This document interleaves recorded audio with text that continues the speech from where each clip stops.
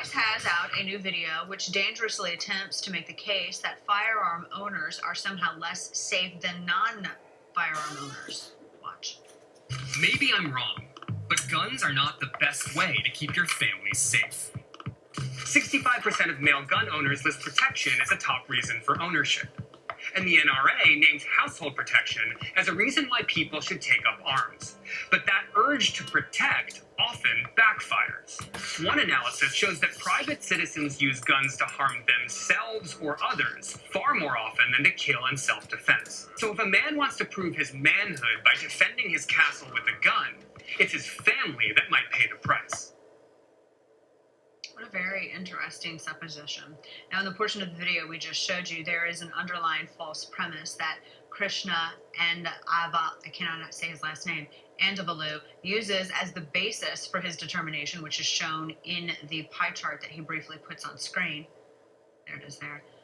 In this chart, it lists 258 self-defense homicides as being far lower than suicides, criminal homicides, and accidental death.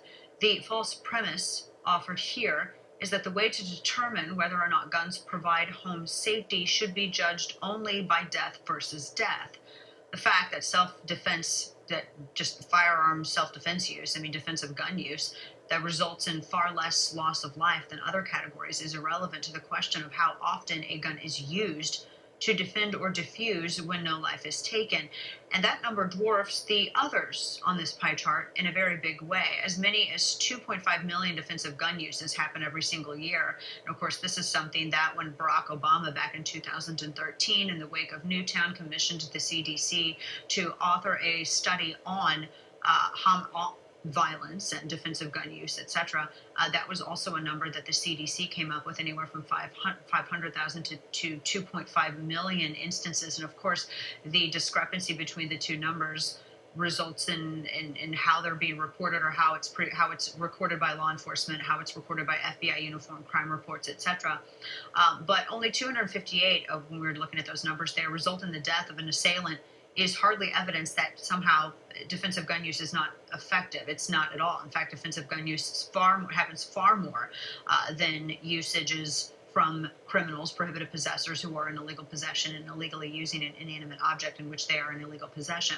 And an article which accompanied this video attempted to address this by questioning the accuracy of the 2.5 million number.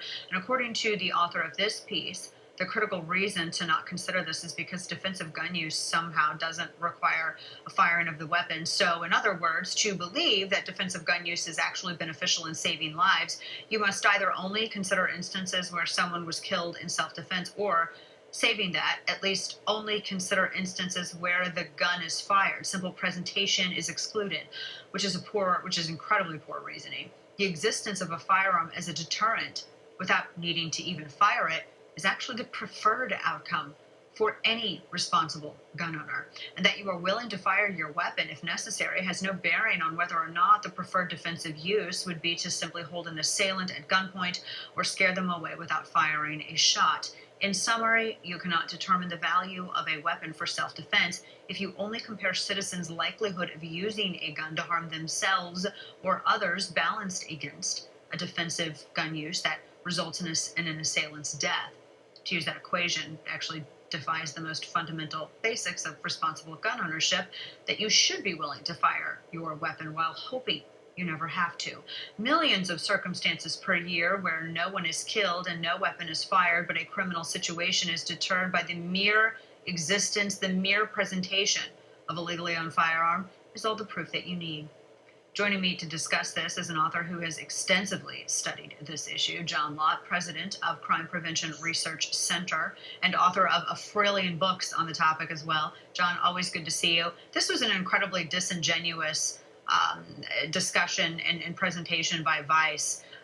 And I know that you've seen it. I can at least from memory recount 3 or 4 different extensive posts on crimeresearch.org wherein you have disassembled these premises before. What is your reaction when you saw this? They put a lot of graphics with it, which apparently makes it more viable, I guess.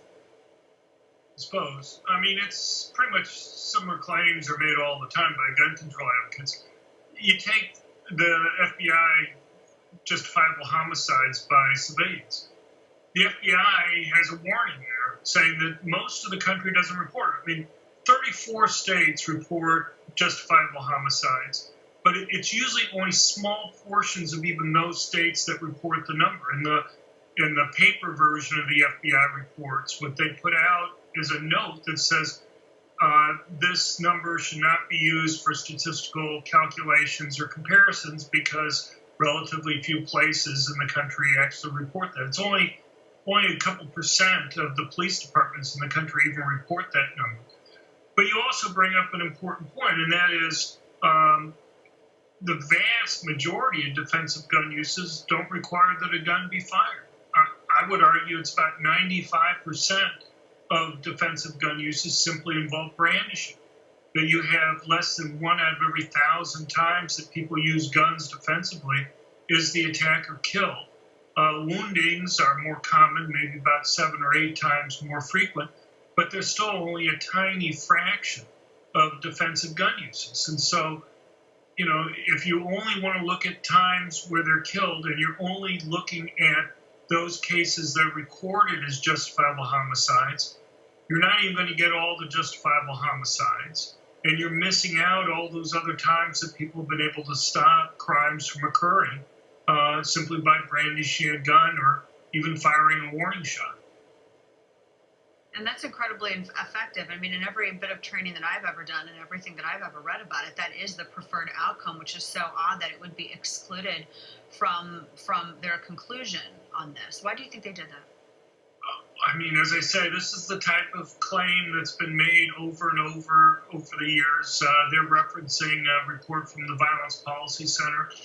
They've been called on this many times. They just keep on putting out the same updated reports with the same types of claims each time. So, you know, they think it works. Relatively few people know that most of the country doesn't even report justifiable homicides by civilians.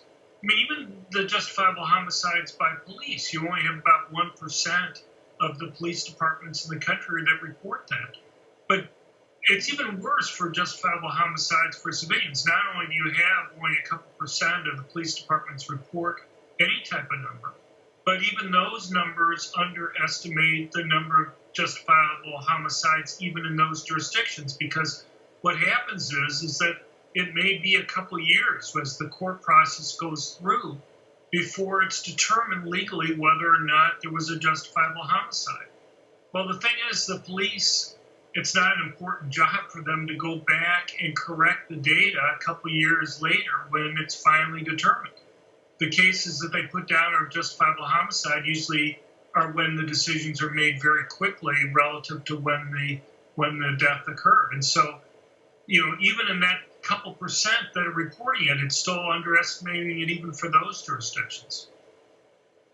Yeah, and there are a significant number of those that end up in that particular fashion. This, you know, the arguments that I always see, in addition to, you know, just these numbers that you and the reason to discount these numbers, and you and I discussed this before, defensive gun use vastly outweighs criminal usage, but just some of the identity politics that were incorporated into this, I guess, accusation, for the lack of a better way to put it, by Vice, that somehow it's, you know, because of a guy wants to protect his manhood and thus his family ends up paying the price. Well, what about women who choose to be armed? We have no such manhood to protect, but we do have families that we would like to defend.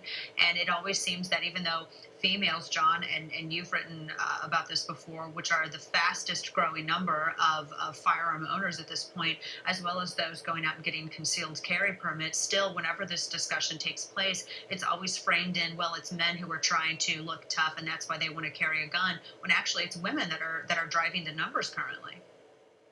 Look, I would argue it's the most vulnerable people in our society who benefit the most from owning guns. There's two groups of people that my research finds benefits the most. It's the people who are most likely to be victims of violent crime, and that overwhelmingly tends to be poor blacks who live in high-crime urban areas, and also people who are relatively weaker physically, women and the elderly. When you're talking about a male criminal attacking a victim, and it's almost always a male criminal, when a male is attacking a female versus a male attacking a male, There's a much bigger strength difference on average that exists when a man is attacking a female. And the presence of a gun represents a much bigger relative change in her ability to go and prevent an attack. But, as you say, if you take a concealed carry class, one of the things that they're going to tell you is you're not law enforcement. Your job isn't to go and arrest the person. The benefit that you get from having a concealed carry permit is to maximize the distance between yourself and the attacker. If a woman ends up coming into physical confrontation with a criminal, it's likely she's lost the confrontation at that point just because of the large strength difference there. The ability to have a gun there is what keeps the criminal away and keeps them from actually coming into that physical contact. A police officer can't do that. Go ahead. Right. No, go ahead and finish. You were still making your point. A police officer has a completely different task. A police officer can't arrive on the scene, brandish his gun, watch the criminal run away, and say, well, my job's done. He has to be willing to go in and chase the criminal, come into physical contact, and that's even for police. That's where they run into most of their trouble, when they're actually having to physically contact the criminal there.